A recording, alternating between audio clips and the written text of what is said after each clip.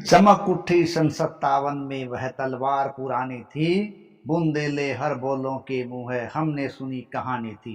खूब लड़ी मर्दानी वह तो झांसी वाली रानी थी। हिंदुस्तान का शायद ही कोई शख्स हो जिसने सुभद्रा कुमारी चौहान की ये पंक्तियां नहीं सुनी हो।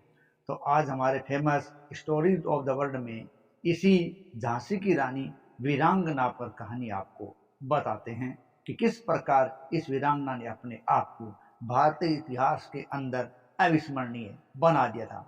बनारस के करहड़ा ब्राह्मण परिवार में जन्मी लक्ष्मीबाई ने 1842 में झांसी के महाराजा गंगाधर राव से विवाह किया था।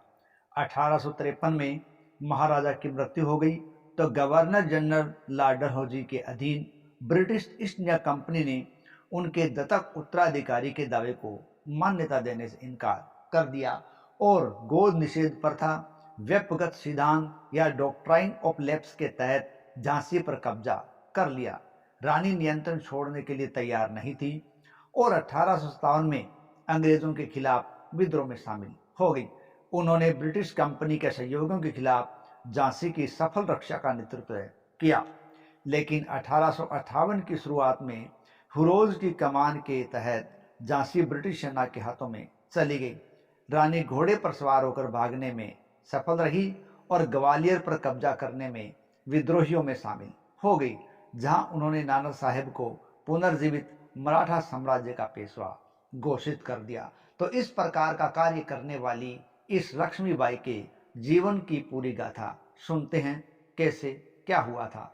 देखिए, रानी लक्ष्मीबाई का जन्म 19 नवंबर 1828 को बनारस या वाराणसी शहर में एक मराठी करहड़े ब्राह्मण परिवार में हुआ था।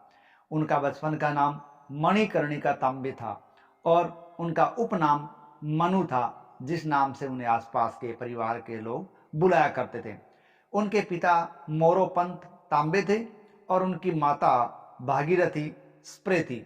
उनके माता पिता आधुनिक महाराष्ट्र के रत्नागिरी जिले में स्थित गुहागर तालुका के तांबे गांव से आए हुए थे। जब मणिकर्णिका लगभग 4-5 साल की थी, उसी वक्त कहते हैं उनकी मां की मृत्यु हो गई। उनके पिता कल्याण प्रांत के युद्ध के दौरान एक कमांडर थे। उनके पिता बिठूर जिले के पेशवा बाजीराव द्वितीय के लिए काम किया करते थे और पेशवा उनको छबीली कहा करता था। उनकी शिक्षा घर पर ही हुई थी। उन्हें पढ़ना लिखना सिखाया गया। वे बचपन में अपनी उम्र के अन्य लोगों की तुलना में अधिक स्वतंत्र थी। उनकी पढ़ाई में निशानेबाजी भी शामिल थी, घुड़सवारी भी शामिल थी, तलवारबाजी भी शामिल थी और अपने बचपन के दोस्तों नाना साहब और त्यांता टोबे के साथ मलखंब में भी वो शामिल थी। हम जानते हैं कि भारतीय समाज है वो पितृसत्तात्मक है, लेकिन रानी लक्ष्मीबाई इस चीज से कहीं दूर थी। रानी लक्ष्मीबाई ने इस समय भारत के समाज में महिलाओं के लिए पितृसत्तात्मक सांस्कृतिक अपेक्षाओं में से कई के खिलाफ काम किया था और वे अपने अनूठे दृष्टिकोण और पूरे समाज के सामने भी सामाजिक मानदंडों के खिलाफ लड़ने के अपने साहस के लिए हमेशा जानी जाती रहेगी। रानी लक्ष्मीबाई महल और मंदिर के बीच अनुरक्षकों के साथ घोड़े पर सवार होकर यात्रा करने की आदि थी। हालांकि कभी कभी उन्हें पालकी में ले जाया जरूर जाता था। उनके घोड़ों में सारंगी, पवन और बादल शामिल थे और उनका मुख्य घोड़ा पवन था। इतिहासकारों के अनुसार 1853 में किले से भागते समय वह बादल पर सवार थी। उनके महल रानी महल को अब एक संग्रहालय में बदल दिया गया है। 9वीं और 12वीं शताब्दी ईस्वी के बीच की अवधि के पुरातात्विक अवशेषों का इसमें और भी संग्रह किया गया है, जबकि झांसी का इतिहास 1842 मई से 1857 तक महारानी लक्ष्मीबाई के साथ रहता है।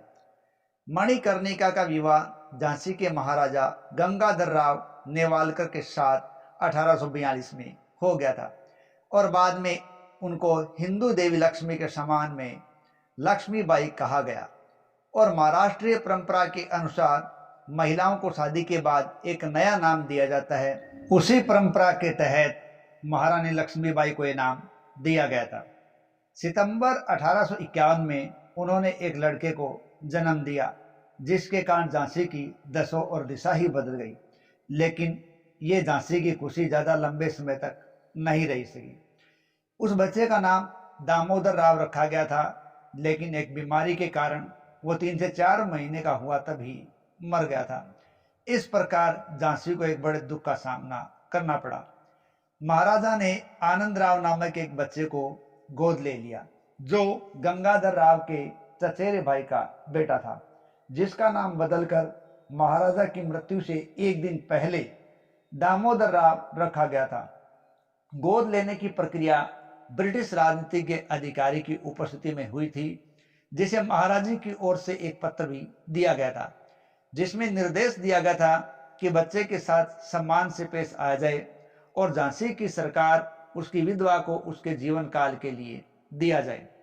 नवंबर 1853 में महाराजा की मृत्यु हो गई और उसके बाद क्योंकि दामोदर राव एक दत्तक पुत्र थे, ब्रिटिश ईस्ट इंडिया कंपनी ने गवर्नर जनरल लॉर्ड डलहौजी के अधीन व्यक्तिगत सिद्धांत अर्थात गोद निषेध सिद्धांत लागू कर दिया।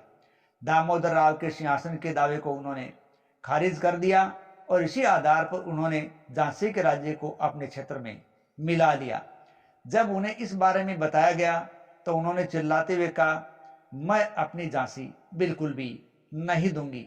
मार्च 1854 में रानी लक्ष्मीबाई को 60,000 रुपए की वार्षिक पेंशन दी गई और महल और किले को छोड़ने का आदेश उनको दे दिया गया। विष्णु भट्ट गोडसे के अनुसार ये देखें तो रानी नाश्ते से पहले भारोत्तोलन, कुश्ती और स्टीपल चेजिंग का अभ्यास किया करती थी। एक बुद्धिमान और साधारण कपड़े पहनने वाली महिला, वह एक व्यावसायिक तरीके से शासन किया करती थी।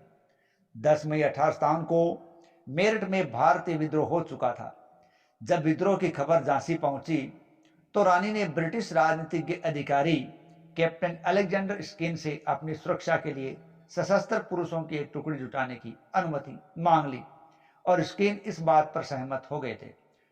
1857 की गर्मियों में क्षेत्रीय अशांति के बीच शहर अपेक्षाकृत शांत था, लेकिन रानी ने अपने विषयों को, अपने लोगों को आश्वासन देने के लिए झांसी की सभी महिलाओं के सामने हल्दी कुमकुम समारोह धूमधाम से मना लिया और उन्हें यह विश्वास दिलाया कि अंग्रेज कायर थे और उनको उनसे डरने की कतई जरूरत नहीं है और ना ही वो डरेंगे। इस प्रकार उनको विश्वास में ले लिया। परंपरा के अनुसार उन्होंने दामोदर राव को अपनी पीठ पर बिठाया और वह अपने घोड़े बादल पर सवार होकर किले से कूद पड़ी। वे बच गए, लेकिन घोड़ा मारा गया। रानी अपने बेटे के साथ रात में ही पहरादारों से घिरी हुई वहां से बस निकलने में कामयाब हो गई और इसी रक्षा में योद्धा खुदा बख्श बसारत अली जो कमांडर थे, गुलाम गोश खान, दोस्त खान, लाला भाऊ बख्शी, मोतीबाई, सुंदर मुंदर, काशीबाई, दीवान रघुनाथ सिंह और दीवान जवाहर सिंह आदि शामिल थे। ये सब रानी के रक्षक थे। कुछ पहरेदारों के साथ कालपी चली गई और वहां त्यांचा टोपे सहित अन्य विद्रोही बलों के साथ वो शामिल हो गई और उन्होंने कालपी शहर पर कब्जा कर लिया और उसकी रक्षा के लिए वो तैयार हो गई। 22 मई को नेता झांसी रानी, त्यांचा टोपे, बांदा के नवाब और राव साहब एक बार सारे मिले और भाग गए। वे ग्वालियर आए और भारतीय सेना में वो शामिल हो गए। इन्होंने अब शहर पर कब्जा कर लिया था। महाराजा सिंधिया मोरार के युद्ध में मैदान से आगरा भाग चुके थे और इस प्रकार क्रांतिकारी रणनीति ग्वालियर किले पर कब्जा करने के इरादे से ग्वालियर की ओर बढ़े और विद्रोही सेना ने बिना किसी विरोध के इस शहर पर कब्जा कर लिया था। विद्रोहियों ने नाना साहब को मराठा प्रभुत्व के रूप में पेशवा के रूप में घोषित कर दिया और राव साहब को ग्वालियर में उनके गवर्नर के रूप में नियुक्त कर दिया।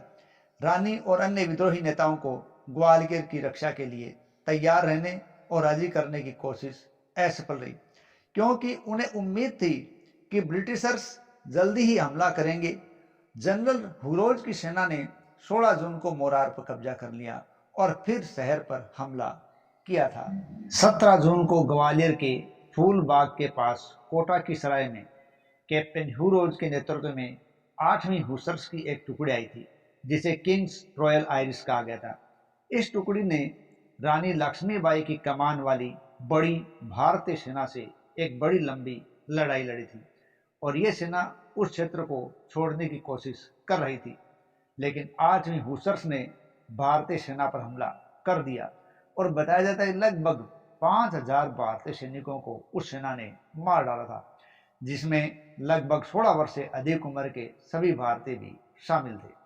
उन्होंने 2 बंदूकें ली और फूल बाग शिविर के माध्यम से हमला जारी रखा था। यहाँ एक प्रत्यक्षदर्शी के अनुसार माने तो इस मुठभेड़ में रानी लक्ष्मीबाई ने घुड़सवार की वर्दी पहन ली और दूसरों से अलग हुई और हुसर्स में से एक पर हमला कर दिया। वह घोड़े से गिर गई, घायल हो गई। संभवतः उसकी कृपाण से वो घायल हुई थी। कुछ समय बाद जब वह सड़क के किनारे खूद से लथपथ बैठी थी, उसने सैनिक को पहचान लिया और उस पर पिस्तौल से गोली चला दी, जिसके बाद उसने युवती को अपनी कार्बाइन से मार गिराया था।